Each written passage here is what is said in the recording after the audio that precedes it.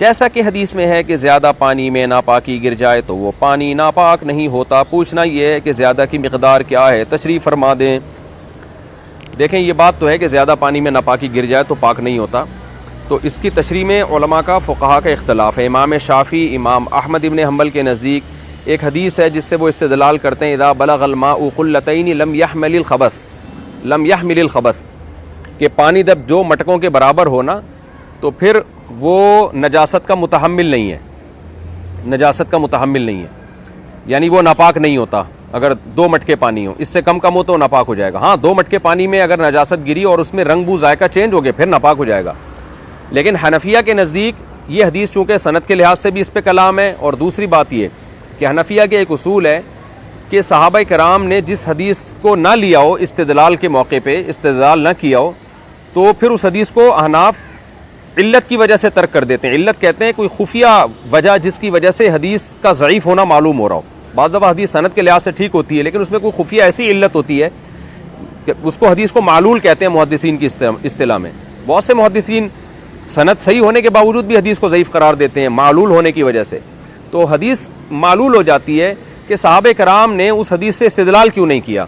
تو حضرت عمر رضی اللہ تعالیٰ عنہ کے دور میں زمزم کے کنویں میں ایک حبشی گر کے مر گیا تھا، اس کو نکالا تو حضرت عمر نے حکم دیا سارا پانی نکالا جائے، تو بہت سارے صحابہ موجود تھے۔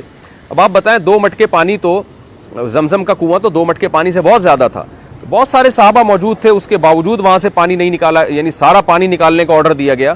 تو کسی صحابی نے بھی نہیں کہا کہ بھئی 2 مٹکے پانی ہوتا تو یہ ناپاک نہیں ہوگا۔ اور وضو کا مسئلہ ایسا ہے بھی نہیں کہ یہ حدیث صحابہ سے چھپ جاتی، کیونکہ وضو تو 5 ٹائم ہو رہا ہے، اور اس زمانے میں یہ جاری پانی، یہ نلکوں کا پانی تو نہیں ہوتا تھا، تالابوں میں ہی وضو ہوا کرتا تھا، تالاب سے ہی، تالابوں میں یا کہیں ٹھہرا ہوا پانی ہوتا تھا، تو صحابہ استدلال کرتے اس حدیث سے، یہ حدیث شائع ہوتی، تو یہ خود اس بات کی علامت ہے کہ اس حدیث کی سند، یعنی یہ حدیث معلول ہے، قابل استدلال نہیں ہے۔ اور تیسری بات یہ ہے کہ خود قلہ کے لفظ میں بھی اہل لغت کا بڑا اختلاف ہے کہ قلہ پہاڑ کی چوٹی کو بھی کہتے ہیں، مٹکے کو بھی کہتے ہیں، تو اب یہاں کیا مراد ہے؟ تو اس لیے احناف نے اس حدیث سے استدلال ترک کیا ہے کہ اس حدیث کی سند پہ بھی کلام ہے، اور صحابہ کرام نے بھی اس حدیث سے استدلال نہیں کیا۔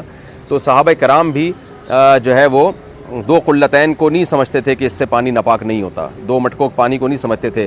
پھر اور بھی اس بارے میں روایات ہیں صحابہ کی، خلفائے راشدین کے دور میں کیا ہوا تالاب میں۔ حضرت عمر نے دیکھا کہ ایک تالاب ہے، تو کسی سفر پہ تھے تو کسی نے پوچھا کہ بھئی یہ تالاب میں کسی درندے نے منہ تو نہیں ڈالا؟ حضرت عمر کو غصہ آیا، فرمایا بھیمو ما ابہم اللہ، جس چیز کو اللہ نے چھپا دیا تم چھپائے رکھو۔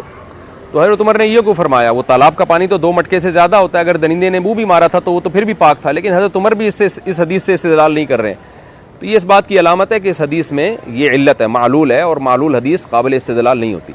اب یہ بات تو طے شدہ ہے کہ زیادہ پانی جو ہے وہ بہرحال بہت زیادہ پانی ہوگا تو وہ ناپاک نہیں ہوتا۔ تو وہ پانی کتنا ہے؟ تو امام حنیفہ رحمہ اللہ تعالیٰ کا اصول اور ضابطہ یہ ہے کہ جب کسی بارے میں کوئی صحیح حدیث نہیں ہوتی تو پھر وہ مبتلا بھی کی رائے پہ چھوڑ دیتے ہیں، یعنی انسان خود فیصلہ کرے کہ یہ پانی زیادہ ہے یا کم ہے۔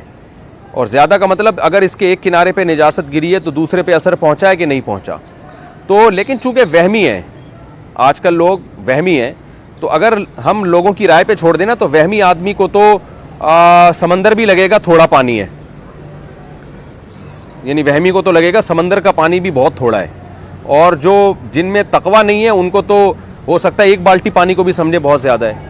تو اس لیے علماء نے ایک معیار متعین کیا ہے کہ ایک جو تالاب ہوتا ہے نا 10 مربع گز، یعنی دا در دا جسے کہتے ہیں، جس کی لمبائی چوڑائی کو ضرب دیا جائے تو 10 جواب آئے، یعنی 100 مربع گز، تو 100 اسکوائر فٹ جو ہے 100 اسکوائر میٹر آپ سمجھ لیں، گز جو ہے وہ غالباً میٹر سے تھوڑا چھوٹا ہوتا ہے، نہیں بلکہ 1/3 چھوٹا ہوتا ہے، 3 گزوں کا تقریباً 1 میٹر ہوتا ہے۔ بہرحال یہ پوچھ لیے گا آپ گز کسے کہتے ہیں، میرے علم میں اس وقت نہیں ہے ابھی، یعنی اس وقت مجھے مستحضر نہیں ہے۔ تو 100 مربع گز جو ہے اگر کوئی تالاب ہے تو وہ آپ کو دیکھنے میں لگ رہا ہے، یہ نہیں کہ انچ ٹیپ لے کے ناپنا شروع کر دیں، اگر آپ کو دیکھنے میں لگ رہا ہے کہ 100 مربع گز ہے تو وہ مائع کثیر ہے، اور اگر اس سے کم ہے تو وہ مائع قلیل ہے۔ یہ علماء نے لوگوں کی آسانی کے لیے ایک معیار بتا دیا تاکہ لوگ وہم میں نہ جائیں۔